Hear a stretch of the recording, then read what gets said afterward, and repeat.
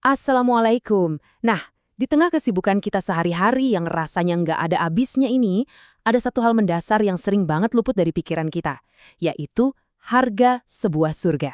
Kita semua tahu, surga itu tempat tinggal abadi, kenikmatannya luar biasa, tanpa batas. Tapi pernah nggak sih kita bener-bener ngitung berapa sih harga yang harus kita bayar buat bisa masuk ke sana? Hari ini, kita bakal bongkar realitas perjuangan itu secara mendalam dan nyegerin lagi pemahaman kita tentang apa yang sebenarnya dituntut dari kita sebagai seorang hamba. Coba deh, renungin bentar. Tanya ke diri sendiri, jujur aja nih. Apakah kita benar-benar udah layak dapetin surga dengan kualitas usaha kita yang sekarang ini?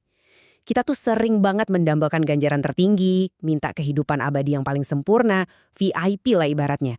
Tapi kita jarang banget ngevaluasi apakah sujud kita, sedekah kita, dan akhlak kita sehari-hari itu udah sepadan sama kemewahan surga yang kita minta. Ini tuh kayak semacam tamparan kesadaran buat kita. Sebuah refleksi penting sebelum kita benar-benar paham jalan panjang yang membentang di depan mata kita. Gini, banyak dari kita yang mungkin terjebak sama ibadah yang ya sekedar ala kadarnya aja, cuma buat ngegugurin kewajiban, rutinitas kosong yang kadang diwarnai rasa malas, atau kita cuma pakai sisa-sisa energi di akhir hari. Padahal kenyataannya, tempat semulia surga itu benar-benar pantang didapetin lewat cara-cara kayak gitu. Surga itu nggak kenal yang namanya mata uang kemalasan. Nggak bisa banget. Tiket ke sana tuh cuma bisa ditebus sama kesungguhan dan pengorbanan yang nyata. Anda harus rela nukerin kenyamanan, waktu istirahat rebahan, dan keinginan hawa nafsu hari ini demi sebuah kenikmatan yang nggak akan pernah sirna kelak. Jadi ya, nggak ada jalan pintas sama sekali. Bagian selanjutnya, syarat mutlak menuju surga, petunjuk ilahi dari surah Al-Isra. Terus, apa sih syarat mutlaknya? Nah, Allah Subhanahu wa taala berfirman dengan sangat jelas, "Wa man aradal akhirata wasa'alaha sa'yaha wa huwa mu'min faulaika kana sa'yuhum mashkura." Yang artinya, dan barang siapa yang menghendaki kehidupan akhirat dan berusaha ke arah itu dengan sungguh-sungguh, sedang ia adalah mukmin, maka mereka itu adalah orang-orang yang usahanya dibalasi dengan baik. Ayat ini tuh secara eksplisit netapin aturan mainnya. Nggak cukup cuma ngaku beriman di lisan aja, tapi mutlak harus dibuktiin sama usaha yang benar-benar sungguh-sungguh. Niat yang tulus harus matching sama peluh perjuangan kita di dunia nyata. Usaha sungguh-sungguh yang disebut di ayat tadi, pastinya nggak datang gitu aja dari ruang hampa ya. Ada dua komponen inti dari perjuangan ini yang harus selalu jalan barengan. Yang pertama, konsistensi dalam menegakkan ketaatan. Maksudnya, kebaikan yang kita lakuin itu bukan sesuatu yang musiman pas lagi mood aja, tapi rutinitas yang dijaga ketat walaupun kita lagi ngerasa capek atau berat banget. Nah, yang kedua, ketekuhan dalam menahan diri dari kemaksiatan. Ini ibarat tameng perlindungan kita. Berjuang itu bukan cuma soal rajin berbuat baik, tapi juga sekuat tenaga ngerem diri dari godaan, seindah atau semenarik apapun larangan itu kelihatannya.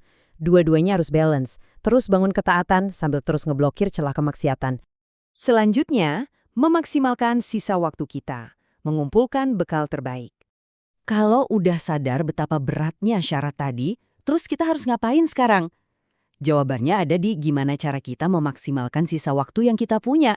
Waktu kita di dunia ini tuh ibarat pasir di dalam jam pasir, yang terus mengalir turun tanpa bisa dipaus.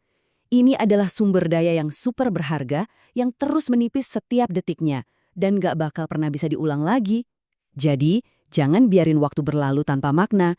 Kita harus benar-benar ngoptimalin sisa usia yang teramat singkat ini buat serius dan sungguh-sungguh. Kumpulin bekal terbaik Anda, dedikasiin setiap hembusan napas murni cuma buat nyari ridhonya. Karena ujung-ujungnya nih, sehebat apapun usaha dan pengorbanan kita, cuma rahmat dan ridho Allah yang bakal bukain pintu surga buat kita. Pastinya kita sadar banget ya, kita ini cuma manusia biasa dengan segala kelemahannya, dan perjalanan ini tuh rasanya nanjak banget.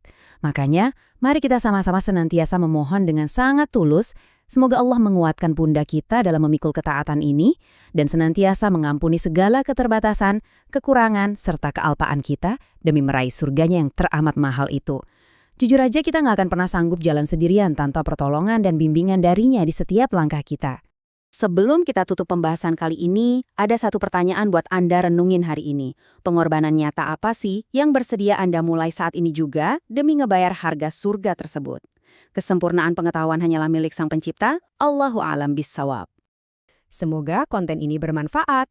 Jangan lupa sebarkan kebaikannya dengan tombol share dan dukung kami dengan like dan subscribe.